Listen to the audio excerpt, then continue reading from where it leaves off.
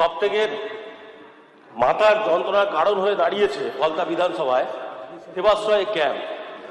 Sir, এখানে হরিণডাঙ্গা বলে একটা জায়গা রয়েছে যেখানে স্কুল মাঠ, যেখানে আমাদের ফলতায় খেলার মাঠ, যেটা স্কুল খেলার মাঠ, যেখানে ফলতায় বিভিন্ন ছেলেরা খেলাধুলা করে, কসরত করে বিভিন্ন পরীক্ষায় চাকরি পরীক্ষায় যায়। সেই মাঠে আজকের গত 8-9 মাস ধরে সেবাশ্রয় ক্যাম্প রয়েছে এবং সেই সেবাশ্রয়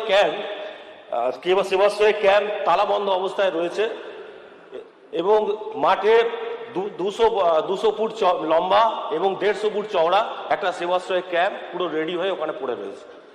স্যার, আরেকটা জিনিস এখানে বলার, এটা এর আগে প্রশাসনিক বৈঠকে আমি সম্মানীয় ডিএম সাহেবকে বলেছিলাম, উনি বলেছিলেন, পরে আমাকে জানিয়েছিলেন ওইটা খুলতে গেলে 24 লক্ষ টাকা খরচ হবে এবং সেই 24 লক্ষ টাকা যতক্ষণ না সরকার দেবে ততক্ষণ পর্যন্ত ওই সেবাশ্রয় ক্যাম্প, মানে যেটা খেলার মাঠে, ফলতার সব থেকে বড় খেলার মাঠ যেখানে রয়েছে, সেটা খোলা যাবে না।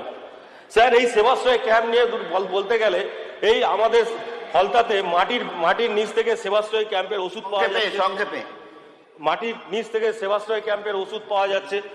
স্যার, এখানে যত নার্সিংহোম রয়েছে তাদের ফোর্স সৃষ্টি করে কারুর কাছে ইসিজি মেশিন, কারুর কাছ থেকে স্যার এক্স-রে মেশিন সমস্ত কি নিয়ে যাওয়া হয়েছে, সেখান থেকে সব জায়গা থেকে সব এগুলো পুলিশ তদন্তের স্বার্থে সিজ করে নিয়ে যাচ্ছে।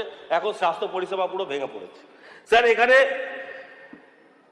স্যার আপনি স্যার দেখতে পাবেন, কয়েকদিন যাবত দেখা যাচ্ছে যে কয়েকটা এফআইআর হয়েছে সেবাশ্রয় ক্যাম্প নিয়ে, তার তদন্ত চলছে। স্যার, এখানে আমার বলার যেটা স্যার, যেভাবে সেবাশ্রয় ক্যাম্পে এইরকম পরিবেশ পরিস্থিতি রয়েছে, যেখানে স্বাস্থ্য পরিষেবা যুক্ত, যেখানে স্যার স্বাস্থ্য করতে গিয়ে কয়েকজন বিকলাঙ্গও হয়ে গেছে এবং যে ওষুধগুলো চিকিৎসা করা হয়েছিল সেগুলো মাটির নিচে পড়ে গর্ত খুলে পুঁতে দেওয়া হয়েছে।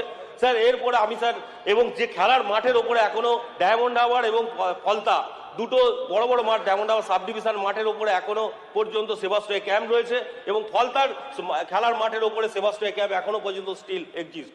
এবং স্যার, সব থেকে বড় জিনিস স্যার যেটা বলার, লোকের মুখে শোনা যাচ্ছে 4 তারিখ 12টার পরে নাকি ওখানে বিজেপি যারা করতো তাদের নিয়ে এসে সেবা করা হতো, সেই জন্য সেবাশ্রয় ক্যাম্পগুলো রেখে দেওয়া হয়েছিল, পরবর্তীকালে খুঁজে পাওয়া যায়নি। স্যার, এখানে স্যার আমার বলার, স্যার এই বিষয়ে যদি স্যার মুখ্যমন্ত্রী বিবৃতি দেন তাহলে খুব ভালো হয় স্যার।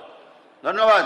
এই বিষয়ে মাননীয় মন্ত্রী শ্রী শঙ্কর ঘোষ মহাশয় কিছু বলবেন। ধন্যবাদ অধ্যক্ষ মহোদয়।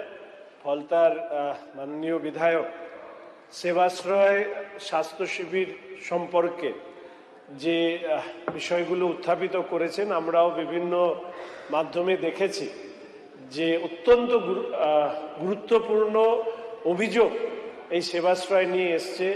সেটা ফলতা বা ডায়মন্ড হারবার, নন্দীগ্রাম ইত্যাদি প্রত্যেকটি ক্ষেত্রেই সেবাশ্রয়ের নিয়ে যে অভিযোগ এসছে, সেই অভিযোগ নিয়ে মাননীয় মুখ্যমন্ত্রী আগামীকাল বিধানসভার সদস্যদের সামনে তিনি একটি বিবৃতি দেবেন।